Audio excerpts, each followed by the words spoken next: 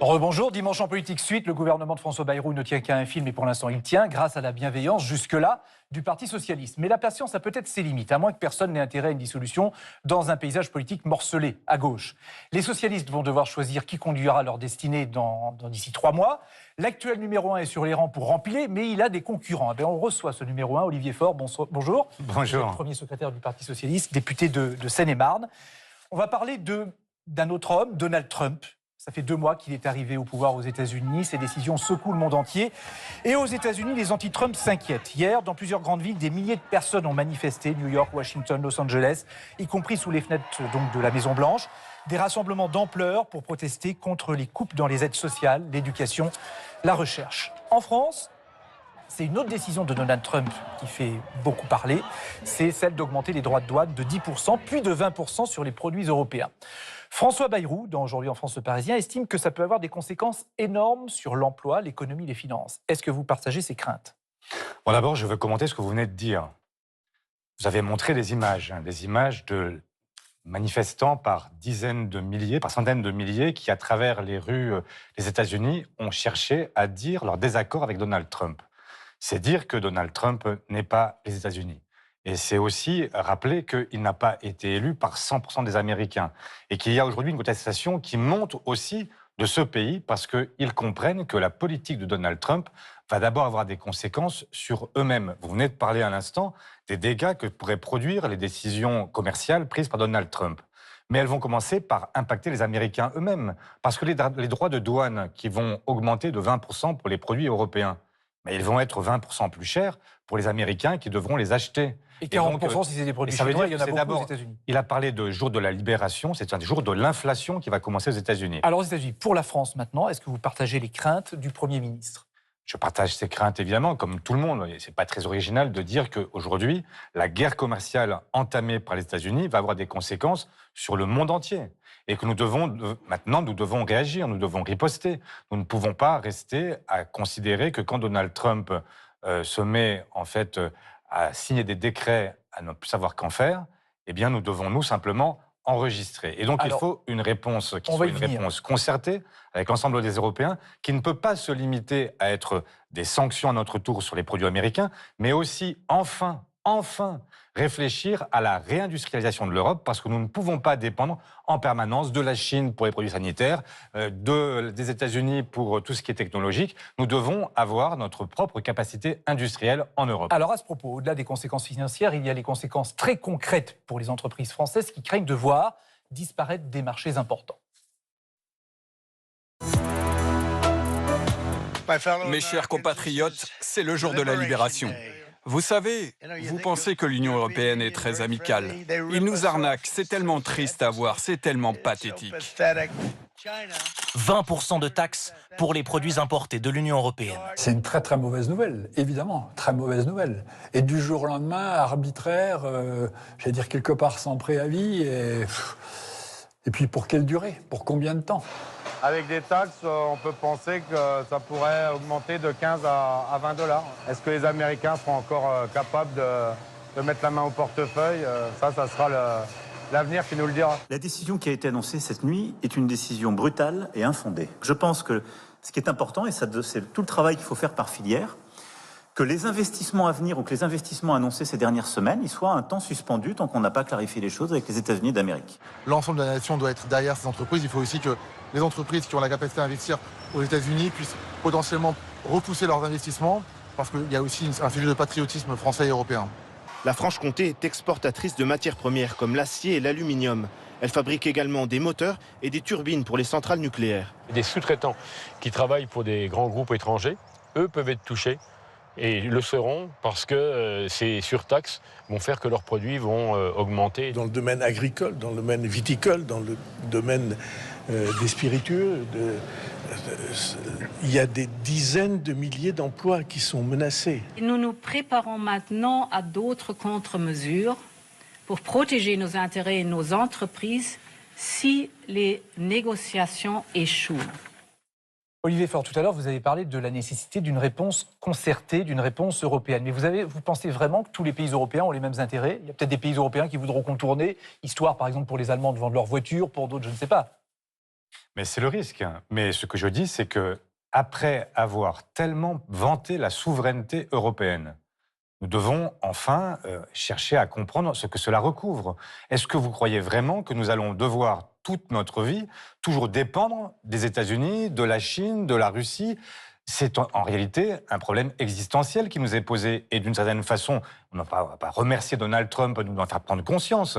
Mais si nous n'arrivons pas à considérer que nous ne pouvons pas à chaque fois soit vendre ce que sont nos fleurons français, ce qui s'est passé pour Alstom, ce qui s'est passé pour Doliprane, ce qui s'est passé pour d'autres industries, nous devons effectivement chercher à dire que maintenant, nous devons éviter d'être la proie de tous les prédateurs qui cherchent au contraire à nous soumettre à leur volonté. Et donc nous devons effectivement réindustrialiser. C'est pas difficile. C'est ce que dit Emmanuel Macron aussi, mais ça se fait pas du jour au lendemain. Ça se fait pas du jour au lendemain. Sauf que je vois que Emmanuel Macron, quand il le dit, je pense par exemple à la question des énergies renouvelables et des panneaux photovoltaïques.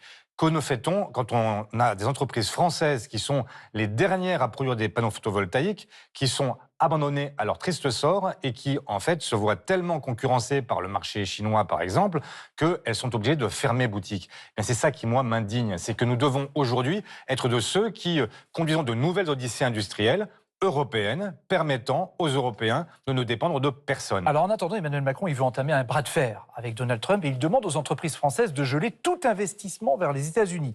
Alors les entreprises, elles ne sont pas forcément chaudes parce qu'il y a quand même encore de l'argent à faire. Est-ce qu'il faut geler ces projets vers les États-Unis? Est-ce que c'est une bonne méthode? Mais le problème, c'est que comme souvent, c'était autrefois, on avait Bruno Le Maire qui disait, Bruno Le Maire demande à X ou Y de... Ça n'a jamais rien donné. Donc le président dit... Je voudrais qu'il n'y ait plus d'investissement. Mais le problème, c'est que ce n'est pas lui qui les contrôle. Et que malheureusement, j'espère évidemment que les investissements vont s'arrêter. J'ai entendu le patron de la CGPME appeler à cela. Et ils ont raison l'un comme l'autre. Il parle de patriotisme économique. Absolument. Et vous pensez que Bernard Arnault, il va arrêter ses investissements? Mais je crains que Bernard Arnault, qui était là le 20 janvier, derrière Donald Trump au moment de son investiture, n'ait que faire des injonctions du président. Ou Rodolphe Saadé de CMA-CGM. Rodolphe Saadé qui allait dans le bureau ovale à la Maison-Blanche faire aussi sa génuflexion devant Donald Trump. Donc je crains qu'effectivement, malheureusement, on ait des industriels qui considèrent qu'il vaut mieux aller investir aux États-Unis directement pour contourner les droits de douane qui leur sont désormais imposés. Et ceux-là, ce ne seront pas des patriotes alors? Mais effectivement, aujourd'hui, que veut-on?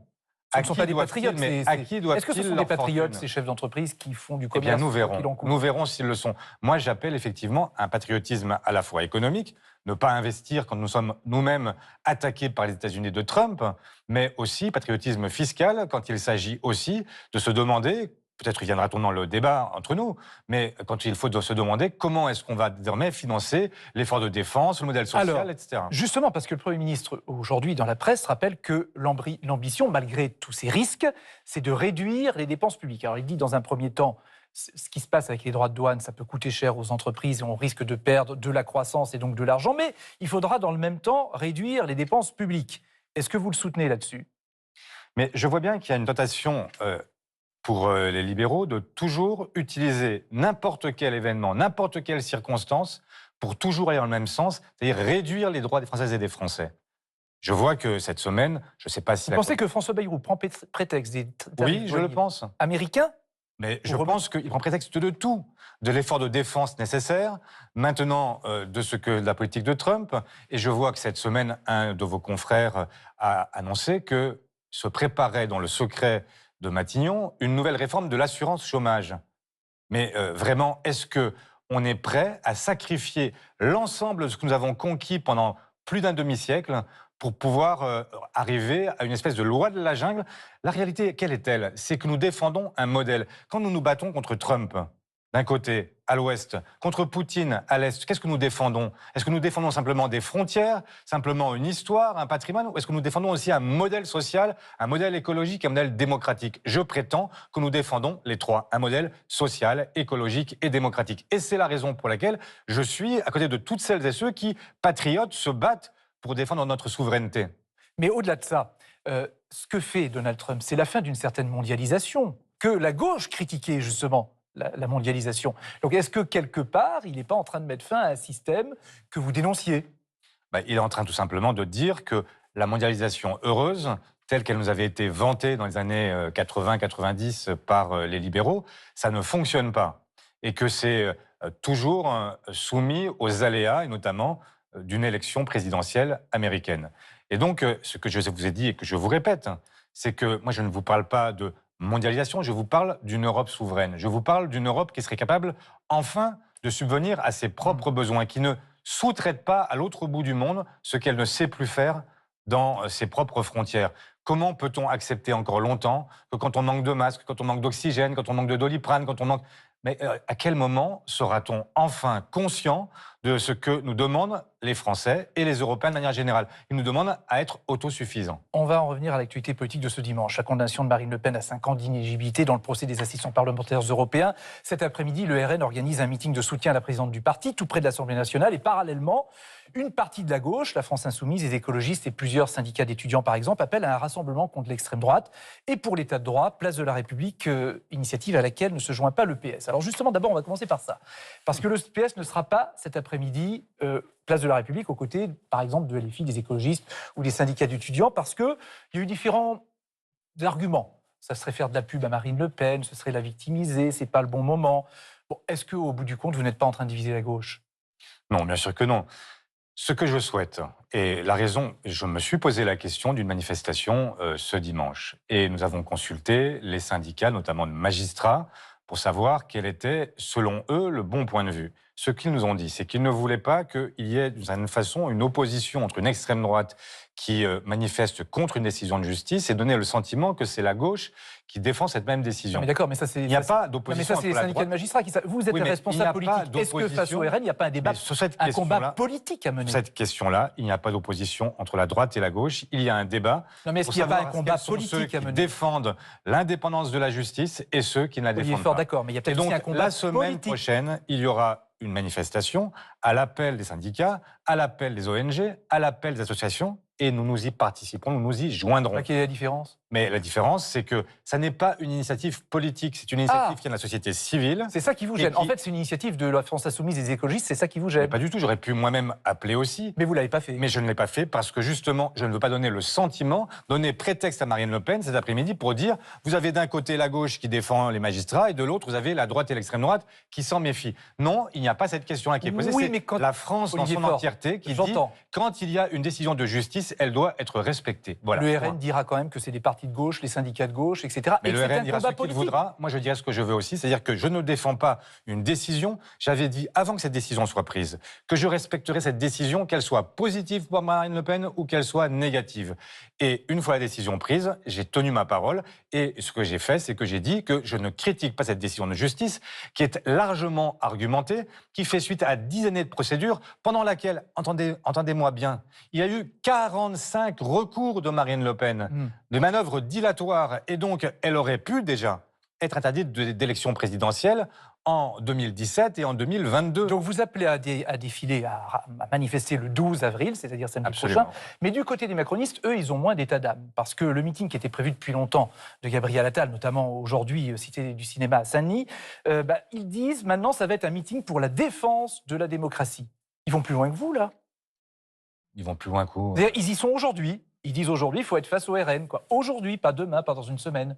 Écoutez, chacun fait ce qu'il veut. Moi, je ne veux pas instrumentaliser à ce moment précis une décision de justice et je veux me mettre au diapason de la société civile organisée qui défend un principe qui est celui de l'indépendance de la justice. Il ne s'agit pas pour moi de dire que c'est un combat. Je suis un combattant contre l'extrême droite, mais aujourd'hui, ce que je veux défendre, ce sont nos institutions. Faire en sorte que chacun comprenne que dans une démocratie, il y a un équilibre nécessaire des pouvoirs entre d'un côté le pouvoir exécutif, de l'autre côté le pouvoir législatif et le pouvoir judiciaire. Mais Marine Tondelier dit tout ça, c'est quand même des contorsions quand même. Est-ce qu'il n'y a pas une espèce de concurrence entre vous, le Parti socialiste, et puis de l'autre côté, les écologistes et LFI sur cette histoire? Mais il n'y a aucune concurrence. Je suis parfaitement d'accord avec ce que dit Marine Tondelier. Je suis parfaitement d'accord avec les principes qu'elle défend et je suis heureux de la retrouver la semaine prochaine. Mais je veux le faire, non pas à notre appel, mais à l'appel de la société civile pour ne pas donner le sentiment que ce serait une manifestation qui aurait un caractère politique. Parce que je souhaite que le plus grand nombre puisse s'y joindre, que tous les républicains, quelles que soient leurs obédiences, puissent venir et se joindre à nous. Ne pas le limiter à une manifestation de la gauche, parce qu'à un moment où nous avons l'extrême droite qui est conquérante et qui, à travers le monde, partout, conteste les principes de l'état de droit, nous devons être nombreux pour lui faire face. Alors la présidentielle, c'est dans 2 ans. Certains voient déjà aujourd'hui le lancement de la présidentielle. Ça les regarde, mais avant ça, il va y avoir l'élection pour à la tête du Parti socialiste mi-juin. Vous avez des concurrents... Moins important. Ah bah, vous avez des adversaires même. Oui, sans doute. Sait-on jamais quand commence ou s'achève une aventure politique? Olivier Faure n'en finit pas de franchir des obstacles depuis 7 ans à la tête des socialistes, où il joue à présent son fauteuil. Je sais qu'on dit que les socialistes se tapent beaucoup dessus. C'est vrai. De Jaurès et Gued jusqu'à Mitterrand et Rocard, en passant par Jospin et Fabius, et aujourd'hui, entre moi et d'autres. Dans 2 mois à Nancy, le Congrès viendra-t-il changer la tête et la ligne politique du parti à la rose? Le sortant réunissait cette semaine ses soutiens. En 2018, le Parti socialiste, il était à ramasser à la petite cuillère. Et il a fait un travail très courageux. J'ai confiance en lui. Il est très performant. Il a fait beaucoup de progrès. Au début, il était un peu plus timide. Si la boussole reste l'union de la gauche, l'alliance avec Jean-Luc Mélenchon a semé le trouble parmi les camarades. L'avenir est sur le rassemblement de la gauche, le rassemblement de toutes les tendances de gauche, de tous les électeurs de gauche. Et clairement, pour moi, en tous les cas, sans Jean-Luc Mélenchon. On ne peut pas se passer des insoumis. Vous savez bien qu'on ne peut pas s'en passer, parce qu'ils sont de gauche. On peut se passer de Mélenchon, mais pas des insoumis. Nos affaires de congrès intéressent peu de monde. Et donc il faut un congrès qui soit un congrès qui s'adresse à l'extérieur de nos murs. Pas un congrès qui soit là à vocation purement interne pour savoir si c'est Pierre, Paul ou Jacques. Ou plutôt Paul, Hélène, Philippe, Boris ou Nicolas, 6 candidats dans les starting blocks pour le vote du 5 juin. Je suis volontaire pour être premier secrétaire, je l'ai dit. Nous sommes tous socialistes, donc moi je discute avec tous les socialistes. Je crois que je ne suis pas une candidature de plus, mais que je peux être beaucoup de candidatures collectives. Au groupe socialiste, sur les bancs de l'Assemblée, où siègent beaucoup de prétendants, le climat s'est rafraîchi, avec au centre un ancien président qui veut tirer les ficelles en vue de 2027. Et c'est bien cette échéance-là qui est aussi dans la tête des partisans d'Olivier Faure. Nous, on parle d'une union de la gauche qui va de Ruffin à Glucksmann. On a envie de créer une nouvelle plateforme. L'intérêt, c'est d'aller au second tour, mais ensuite, c'est de gagner. Sur la photo idéale de la gauche, tous veulent effacer Jean-Luc Mélenchon, mais personne ne sait encore comment compenser son poids politique. Olivier Faure, c'est clair. La gauche, de Glucksmann à Ruffin, il n'y a pas Jean-Luc Mélenchon dedans. Vous voulez bien les électeurs de Jean-Luc Mélenchon, mais pas lui, ça va être compliqué. Mais moi, je souhaite parler à l'ensemble de celles et ceux qui veulent que la gauche puisse mettre fin à 10 années de macronisme et éviter le piège de l'extrême droite. Mais vous aurez Jean-Luc Mélenchon sur votre route. Et Jean-Luc Mélenchon a déjà annoncé qu'il serait candidat, et qu'il y aurait un candidat insoumis en tout cas à l'élection présidentielle. Et donc l'objectif maintenant, c'est de rassembler toute la gauche qui veut bien se rassembler et qui veut bien faire front ensemble pour donner une espérance. Vous pensez que le Parti socialiste est bankable pour ça? Vous pensez que le Parti socialiste est bien placé pour ça? Le Parti socialiste est bien placé pour cela. C'est ce que je défends. Il n'est pas le seul. Et je souhaite le rassemblement autour d'une candidature commune et d'une plateforme commune. Parce que je ne suis pas, même si je plaide pour ce que nous sommes, je suis aussi lucide sur l'état de la gauche. Et je vois que quand on a la division absolue, quand vous avez 1, 2, 3, 4, 5, 6 candidats de gauche au premier tour, ça fait 0 candidat au second tour. Et moi, ce que je souhaite, c'est avoir un candidat de gauche au second tour pour l'emporter au second face au candidat de l'extrême droite. Pour ça, il faut se rassembler. Sélectionner. Ce que je vois aussi, c'est que, en réalité, si ce n'est pas un candidat de gauche qui est au second tour, le risque existe que l'extrême droite l'emporte. Pourquoi je dis ça?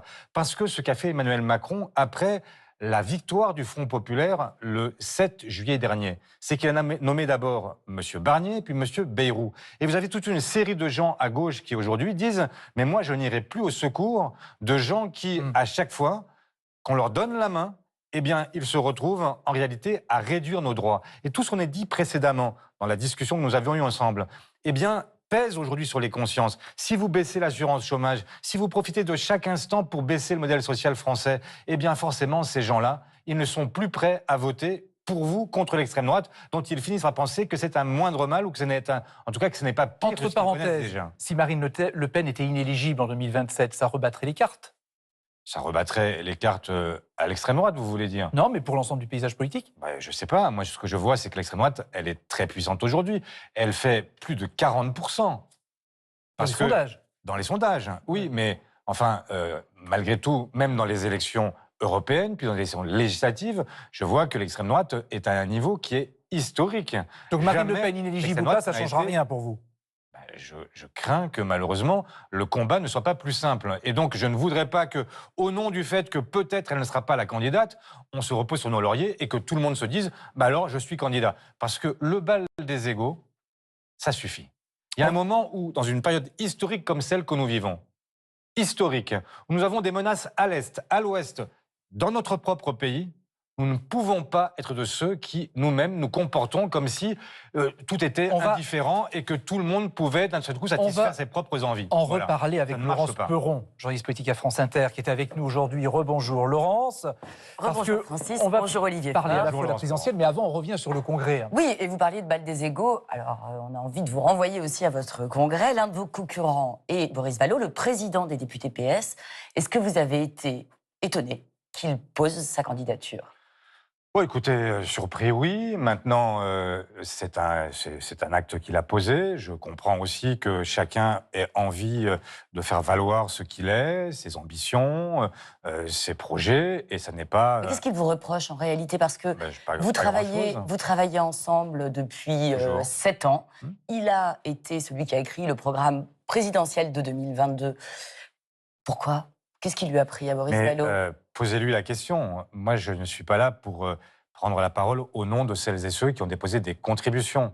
Et pour l'instant, ce sont des contributions. Alors moi, j'ai l'impression quand même que ce qu'on vous reproche, c'est d'avoir été trop loin dans l'alliance avec la France Insoumise, d'avoir été inféodé à Jean-Luc Mélenchon. Est-ce que vous craignez, lors de ce congrès, un tout sauf Olivier Faure, qui vous serait fatal? Je ne crains rien. Ce que je sais et ce que savent les militantes et les militants, c'est que ce parti, il a failli disparaître.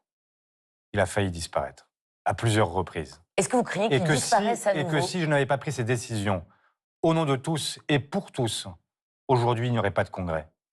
Il n'y aurait plus de Parti socialiste. Et donc, je vois qu'il y a des gens qui me disent « Mais Olivier Faure, c'est horrible, il a fait alliance avec les Insoumis. » Mais je vous rappelle quand même, Laurence Perron, que pour le nouveau Front populaire, qui manquait à l'appel?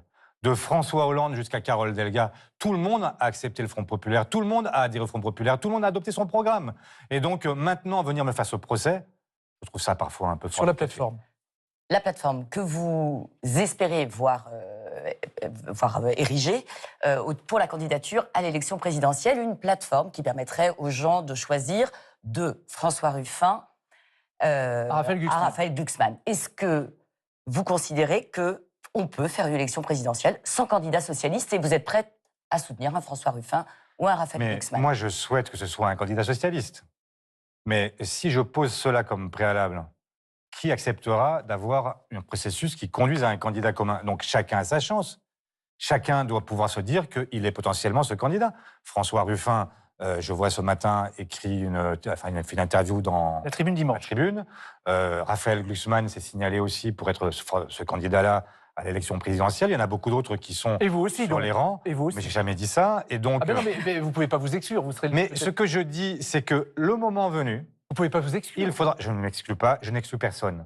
Je dis simplement que le moment venu, il faudra choisir le ou la meilleure d'entre nous pour pouvoir battre la droite et l'extrême droite. Et donc, après les municipales, il faudra que nous fassions ce choix. Est-ce que le meilleur à gauche aujourd'hui, avec ses 22% et ses... Voilà, ce n'est pas Jean-Luc Mélenchon. Et en l'excluant, est-ce que vous n'actez pas, finalement, Manuel Valls et ses deux gauches irréconciliables? Mais d'abord, les gauches irréconciliables, moi quand je parle des gauches qui ne sont pas irréconciliables, je parle des Françaises et des Français de gauche qui ne sont pas irréconciliables et je les vois chaque semaine sur les marchés. Donc c'est exactement ça, vous prenez les Insoumis et pas son chef.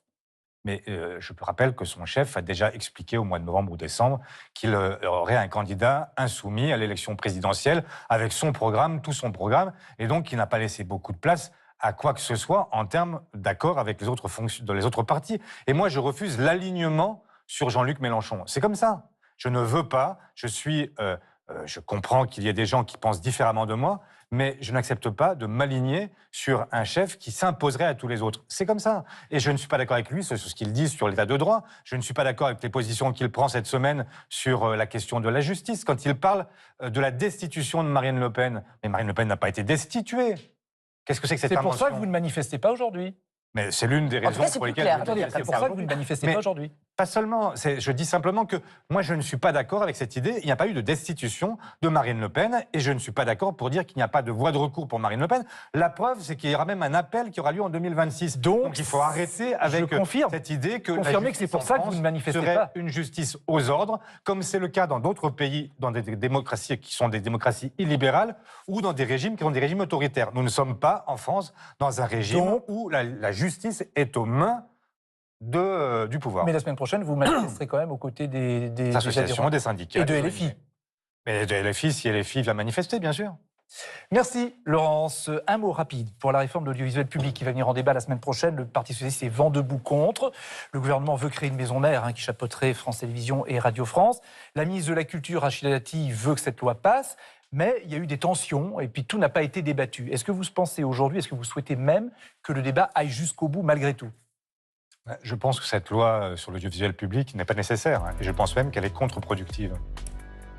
Et que donc nous n'avons aucun intérêt à... Le gouvernement doit retirer le texte ? Je pense que le gouvernement doit retirer ce texte. Je ne suis pas sûr qu'il ait même une majorité pour l'adopter aujourd'hui. Et en réalité, pourquoi déstabiliser quelque chose qui fonctionne ? Regardez les audiences. C'est pas à vous que je devrais le dire. Non, mais sortir, si vous pouvez, sur télé, dites-le. France Télévisions, Radio France, ce sont aujourd'hui des records. Et donc, je souhaite que cette machine qui fonctionne et que le gouvernement retire ce texte pluraliste, puisse continuer à fonctionner. Le service public audiovisuel, c'est aussi une des conditions de la démocratie. Merci Olivier Faure. Tout de suite, l'actualité de la mi-journée dans votre région.